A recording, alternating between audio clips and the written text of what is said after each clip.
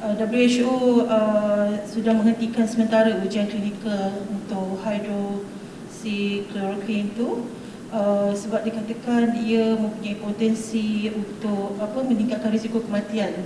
So apa perspektif Malaysia dan ada tak KKM melihat satu kajian pesakit macam mana yang selalunya terlalu affected dengan ubatan ini?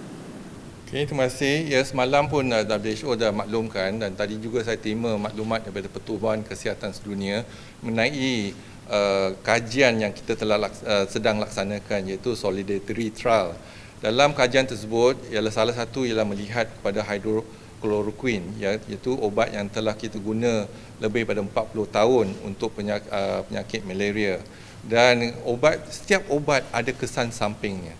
Jadi kalau kita lihat pada obat hydroxychloroquine, jadi bila kita nak menggunakan obat tu, kita kena pantau kesan samping tersebut. Antara kesan samping yang telah membimbangkan seluruh dunia ialah, kalau kita lihat, ialah kesan samping pada jantung, iaitu denyut jantung tu akan lebih panjang, iaitu QT interval jantung tu semakin panjang. Jadi dia ada kesan samping pada jantung. Dan obat ini juga ada kesan samping kepada mata, iaitu in terms of blurring of vision dan sebagainya. Jadi ada banyak kesan samping. Apa yang penting ialah apabila kita mulakan rawatan menggunakan obat ini, kita kena pantau dari segi denyut nadi dan juga kesan samping yang ada. Dan penggunaan dia biasa dia guna dalam tempoh 5 hari. Tetapi pemantauan tu yang penting. Jadi memang pada hari pertama lagi kita gunakan, iaitu off-label usage of hydroxychloroquine, yang obat ni hanya digunakan untuk malaria dan SLE dan sebagainya. Tapi untuk COVID-19 bukan satu daripada indikasi untuk kita guna obat tersebut. Jadi kita guna off-label. Jadi kita dah guna untuk kategori yang pertama dan kedua.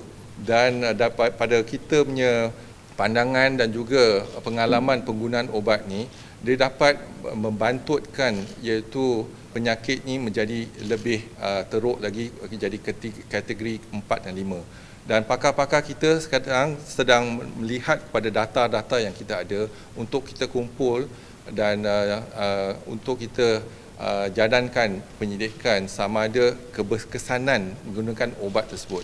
Obat ini adalah obat anti radang, iaitu anti-inflamasi. Jadi kalau kita menggunakan pada pesakit kita pada peringkat yang awal, kita dapat mencegah, iaitu penyakit itu melarat kepada peringkat yang keempat dan kelima. Itu pandangan daripada pakar-pakar kita. Setakat ini masih guna lagi?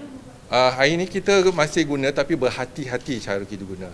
Dan WHO telah pun berhenti seketika, iaitu ditangguhkan dulu, dan mereka ingin melihat pada literature review, iaitu sehingga pertengahan Jun, iaitu melihat pada semua kesan samping obat tersebut.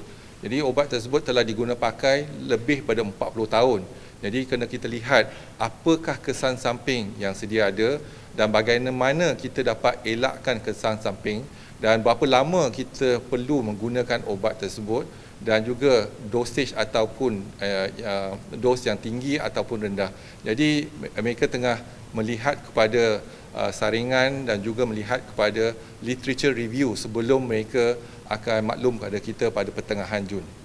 Selalunya kalau kesan pada jantung dan pada mata, blurring vision dan whatnot, berapa lama selalunya dia akan last selepas COVID? Jadi kalau boleh, kalau ada saja pesakit, ada kesan samping, kita terus akan memberhentikan obat tersebut. Jadi kalau tidak, penyakit tu ataupun kesan samping tu akan membahayakan nyawa.